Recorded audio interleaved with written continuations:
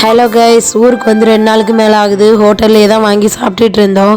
இன்னைக்கு காலையில் வீட்டிலேயே சமைச்சு சாப்பிட்லாம் சொல்லிவிட்டு அம்மா வந்துட்டு ஒயிட் ரைஸ், அப்புறம் வந்துட்டு தக்காளி கறி, முட்டை வந்துட்டு பொரிச்சு வச்சுருந்தாங்க.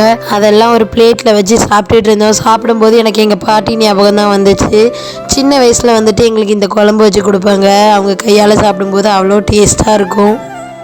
அப்புறம் 5 நாள் ஆயிடுச்சு, தொண்டை வலி இன்னும் குறைஞ்ச பாடு இல்லை அப்படின்னு சொல்லிட்டு ஒரு சூப்பு கடையில் போயிட்டு சூப்பு, அப்புறம் சில்லி சிக்கன் எல்லாமே வாங்கிட்டு வந்திருந்தாங்க.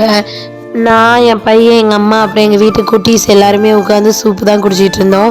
என் பையன் சூப்பை குடிக்க மாட்டேன்னு சொல்லிட்டான். அப்படிங்கிறதுனால அவனுக்கு மட்டுமே 2 இட்லி வாங்கி அதில் சூப்பை மிக்ஸ் பண்ணி கொடுத்தோம். அதுக்கப்புறம் தான் சாப்பிட்டான். நிறைய வாங்கிட்டு வந்துட்டாங்க. அப்படிங்கிறதுனால 2-3 ட்ரிப்பு என்னை குடிக்க சொல்லிட்டாங்க. நான் 2வது தடவையும் ஊற்றி குடிச்சிட்டு இருந்தேன்.